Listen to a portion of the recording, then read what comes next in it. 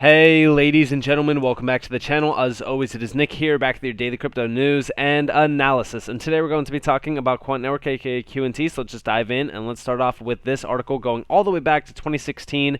This is from the World Bank blogs. This is really kind of just talking about interoperability around universal financial access and also payments in general.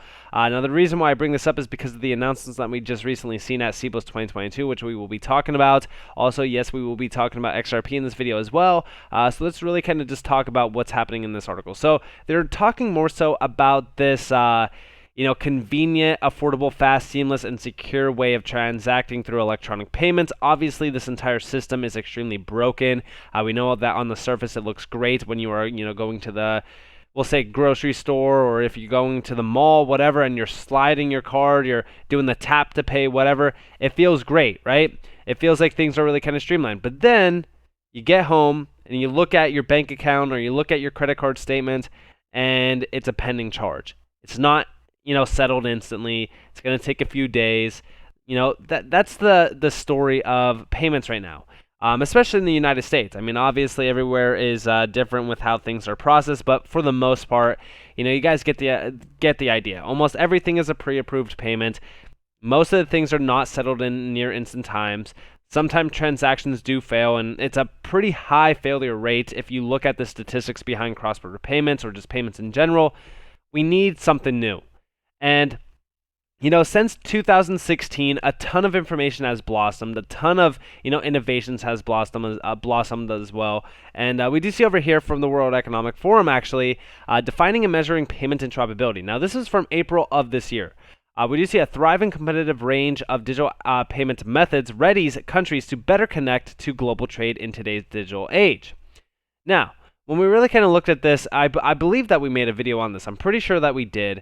But it was more so kind of centered around interoperability, connecting everything to one. At the end of the day, how do you remove all of the friction and make sure that payments are going to get to their endpoint on time and guaranteed? Well, you remove all the friction and you bring interoperability to life. At the end of the day, interoperability is going to make everything a lot more efficient. It's going to truly make a fragmented system frictionless. This is why I say this technology that we have today is extremely revolutionary in the sense of, where we are headed. We could see everything unfolding at a rapid pace. Now, I actually checked out this white paper. I highly advise you to go read through this entire white paper. There's a ton of information. This really kind of just sums it up here, talking more so about like digital payment methods and how they are trying to achieve interoperability around payments in general.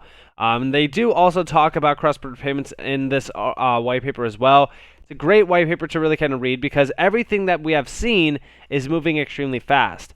Here's a post from November of 2021, and I bring this one up because we actually do have a new post from the BIS talking about the G20, but this was interoperability and payments for the old and the new. And we do see down here that there was a few things that they mentioned. So cross-border payments have been an important priority for the BIS for a long time. Over the years, the BIS has advanced many initiatives to make cross-border payments faster, cheaper, and more efficient. Our BIS Innovation Hub is building new technological approaches to strengthen the framework for cross-border payments, and for this purpose is collaborating closely with a broad range of stakeholders. It is therefore not surprising that the Hub is playing a key role in the G20 roadmap to strengthen cross-border payments that is being led by the Committee on Payments and Market Infrastructures, and also the Financial Stability Board in Basel. Now, we do see down here that this is talking more so about central bank digital currencies as well. Some would argue that we should simply replace the old with the new, but I believe there is benefit in improving what we have while ensuring that CBDCs apply the lessons from the successes and limitations of existing infrastructures. And they also do mention interoperability. So they do mention a few major areas to focus on. But the devil is in the details. There are many reasons why payment systems may not be interoperable. The first challenge is systems may use different technical standards, communication protocols, and supporting hardware and software infrastructure. This is why ISO 20022 is a huge area, because guess what? That basically brings in a one data set messaging format for all these major banks and financial institutions to utilize. And it's going to be a standard that is set along every single major banking entity, every single banking system as well, RTGS, the FedNow service, all of them. And we do see the second challenge is around data and semantics. Payment systems often speak different languages. Translation can be used to allow systems to speak to each other, but poor translation can lead to data being lost or corrupted. The third challenge concerns the business rules governing payment systems. These rules deal with questions like who can access the payments platform and how obligations are settled. Differences in business roles between payment systems can undermine interoperability. And let's consider case of interoperability between fast payment systems. Fast payment systems are live in at least 60 countries today. They provide fast and inexpensive payments between accounts within the same country. Again, they really kind of focus on the same country because, again, cross-border, they are not fast and they are not inexpensive. If these systems could be connected across borders, they could also provide fast and inexpensive payments between countries. Hence why we are really kind of focused on cross-border payments. Now, they do go on to mention a few things around interoperability. They really kind of mention a few CBDC projects as well in regards to like the multi-CBDC area, which you could argue that Quant will play a vital role within that area as well. Again, we could really kind of talk about Quant all day within that area, but I do want to focus on this post as well that I seen from Greg Lunt27 over on Twitter. Shout out to Greg Lunt if you guys don't know who he is. Incredible individual that does post a ton of research and in-depth information around Quant. But we do see the G20 works to solve major economic issues across the largest nations in the world. Today, they released a priorities list for their cross-border payments roadmap. Interoperability was number one. Q&T is the right place at the right time, always has been. Now, again, this is their updated sort of view on interoperability and payments, but we do see prioritizing to achieve the targets, payment system interoperability and extension, legal, regulatory, and supervisory frameworks, and cross-border data exchange and message standards. Then over here, we also do see a little bit of an insight on the membership. You guys do see all the 20 members here, some major areas around the world, including the US, UK, and also the big, four, if you will, Canada. I believe, this is basically every single major area around the world. This includes Brazil, China, Russia as well. So like the BRICS nations, everyone. So huge memberships. And we do see over here, and by the way, this is the actual G20, if you guys didn't know. This is all of the major members of the G20. And then over here, is there a little bit of a breakdown on this, and this is the three key areas that they are having. Well, I should say that they have in terms of their prioritization, and then the FSB outlines next steps for enhancing cross-border payments. We can kind of zoom in on this a little bit if you guys want. So first off, I do want to talk about a few things. So payment system interoperability and extension. So around this, obviously, yes, payment interoperability is 100% needed. I do believe that Quant could play a vital role within this area. Are they going to be the main choice here? We don't know. A lot of people can speculate to say yes. We just don't know. They are the biggest choice out of all of the technology that we have seen. There will be private and public players in this area, though. Just remember that. But we do see regulatory, legal, and supervisory frameworks. I 100% believe that regulations are needed around a lot of these major networks, as well as payment innovations within crypto. This does include Ripple with XRP. I really do think that regulations are really going to be the key that unlocks a ton of adoption and innovation to prosper around crypto. I've said this many times on this channel. Now, we do see the roadmap targets a few things: enhancing the cost, speed, access, and transparency of cross-border payments. This is a perfect role for Quant and Ripple to work together and collaborate on a major innovation here. Because remember, I've always said that collaboration will be key as well. A lot of people think that, okay, well, crypto, it's this project versus that project, and this project is better than that one, and this, that, whatever. And we're seeing this right now, actually, with Quant and Chainlink. If you guys haven't been on Twitter, there's a huge feud going on around, if Chainlink is going to be the major player around Swift, or if it's going to be Quant, whatever, this, that. Listen, at the end of the day, it does not matter. Stop getting caught up in this nonsense around, okay, this one's going to be better than that one, so I'm going to invest in this one over that one, whatever. Listen. Obviously, we don't have unlimited amount of money. We can't invest in every single project that comes up on our screen and says, okay, this is the big winner. No, we can't. But diversification is also key. I've always said, diversify into about 5 to 10 projects, and you will thank yourself later. Obviously, everyone has their own, agenda around that. If you wanted to go all in on Q&T, you could do that. It's all up to you. I'm not going to guide you along here. I'm not here to hold your hand. I'm here to give you guys information around what is happening. And in my opinion, collaboration will be key. I do think that Quant already having a major partnership or I shouldn't say partnership, but integration with the XRP ledger to power XRP payments and settlement is huge, because remember, Quant is building out bridges between major financial institutions and banks. Why is this beneficial to Ripple? Well, if you think about it, at the end of the day, Ripple's major plan with Interledger Protocol at the beginning stages of it was to have every single major bank and every single major financial institution signed up on Interledger Protocol. Now think about that. How challenging would that actually be to have all of these major banks and financial institutions adopt the Interledger Protocol? It would be extremely challenging.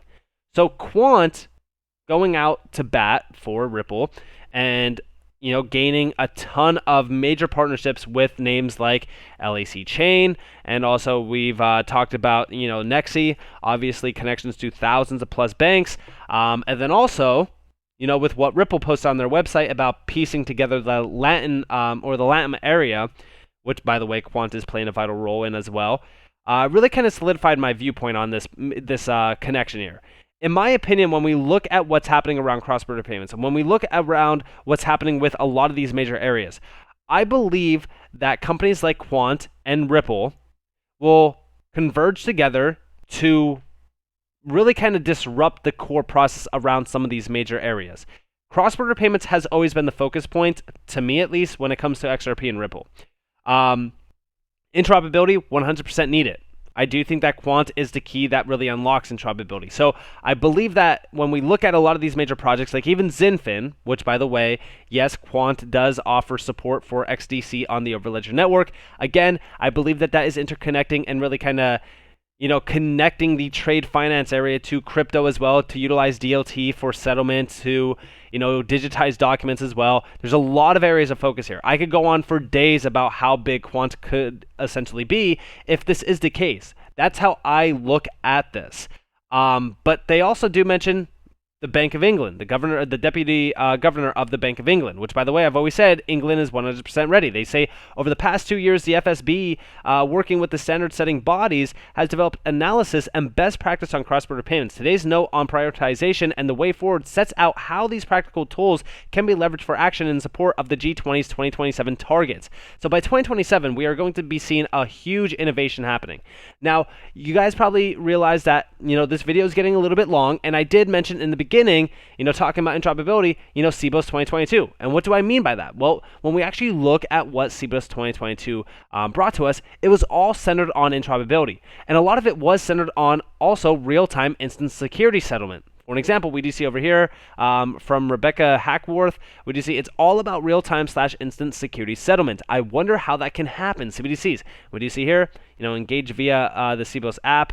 So we had many individuals from the CBOS event actually voting on this, and it says, what is the optimal settlement cycle? Net it T+0, instant or real-time.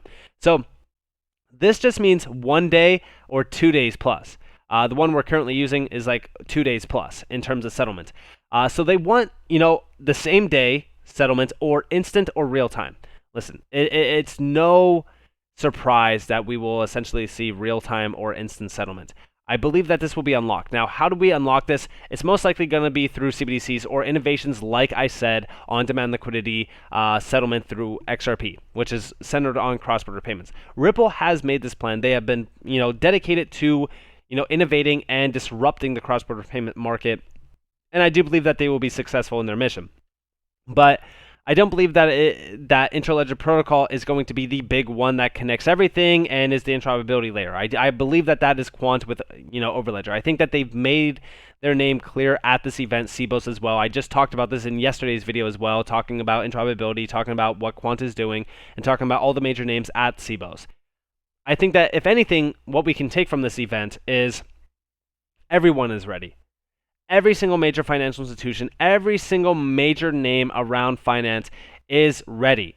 But the biggest obstacle here, and there's a few of them, I would argue that it is more so kind of centered on regulations. Okay? I think that regulations is probably the biggest obstacle right now around mass crypto adoption within the financial institutional sector. And if you guys believe that, if you guys agree with me, comment down below and also hit that like button, because I'd love to hear your thoughts on this, because I'm looking at all of these major obstacles around crypto adoption, and I really cannot come to any single one besides regulatory and supervisory frameworks. And this is also talking about legality issues as well.